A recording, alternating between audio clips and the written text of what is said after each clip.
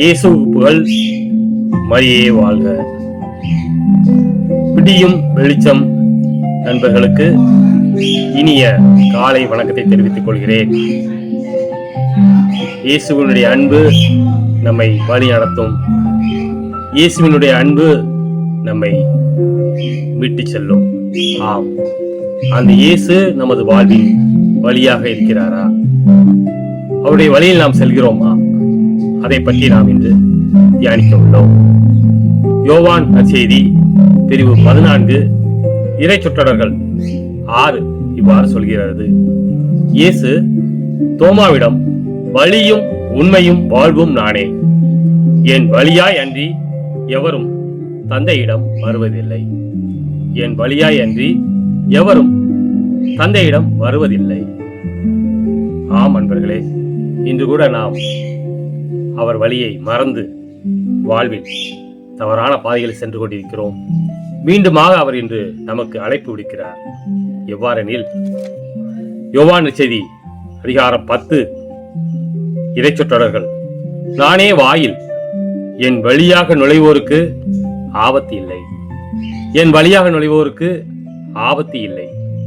அவர்கள் உள்ளே போவர், வெளியே வருவர், மேய்ச்சல் நிலத்தை கண்டுகொள்வர்.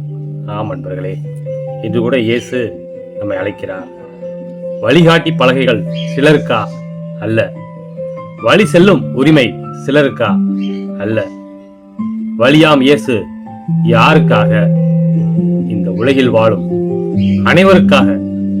ஆம் அன்பர்களே, நமக்கு மட்டுமல்ல, இயேசு கிறிஸ்து இந்த உலகத்தினுடைய மீட்பர். அனைவரும் அவர் வழியில் செல்ல வேண்டும் என்பதுதான் இறை திட்டம். நாம் அந்த திட்டத்தில் நமது பங்கு என்ன என்பதை உணர்வோம். ஆம், அந்த இயேசு நமக்கு வழியாக இருக்கிறார் என்பதை இந்த பாடல் வரிகள் நமக்கு உணர்த்துகின்றன. வழி இதுவே, நமக்கு வழி இதுவே, வானகம் செல்லும் வழி இதுவே, வேறு வழி இல்லை, ஒரே வழி, அந்த வழி இயேசுவே. வேறு வழி இல்லை, ஒரே வழி, அந்த வழி இயேசுவே. வழி இதுவே, நமக்கு வழி இதுவே, வானகம் செல்லும் வழி இதுவே, வேறு வழி இல்லை, ஒரே வழி, அந்த வழி இயேசுவே. வேறு வழி இல்லை, ஒரே வழி, அந்த வழி இயேசுவே. ஆமன்பர்களே, வாழ்வில் பாதையில் எத்தனையோ இடர்களும் இன்னல்களும் நம்மை வாட்டி வதைக்கின்றன. அந்த நேரத்தில் கூட இயேசுதாமே நமக்கு வழியாக இருக்கிறார் என்பதை உணராமல் நாம் வாழ்ந்து கொண்டிருக்கிறோம். ஆம், வாழ்வின் பாதையில் துன்பங்கள் உண்டு, வாய்மை வழியிலே நீ கவனமாய் நட. வாழ்வின் பாதையில் துன்பங்கள் உண்டு, வாய்மை வழியிலே நீ கவனமாய் நட. வழி இதுவே, நமக்கு வழி இதுவே, வானகம் செல்லும் வழி இதுவே, வேறு வழி இல்லை, ஒரே வழி, அந்த வழி இயேசுவே. வேறு வழி இல்லை, ஒரே வழி, அந்த வழி இயேசுவே. ஆமன்பர்களே, இயேசு காட்டிய அந்த சிலுவை பாதை என்பது நமக்கு வாழ்வில் விடுதலை அளிக்கக்கூடியதாக இருக்கிறது. அவர் காட்டிய அந்த வழியானது மிகவும் கடுமையான சிரமமான வழியாக இருந்தால் கூட நாம் மீட்பு திட்டத்தில் அவரோடு இணைந்து பயணிக்கக்கூடிய ஒரு நல்ல சூழலை அமைத்து தரும் என்பதில் எல்லளவிலும் ஐயமில்லை. சிலுவை பாதையில் விடுதலை உண்டு, விசுவாசத்தோடே சீராய் நீ நட. சிலுவை பாதையில் விடுதலை உண்டு, விசுவாசத்தோடே சீராய் நீ நட.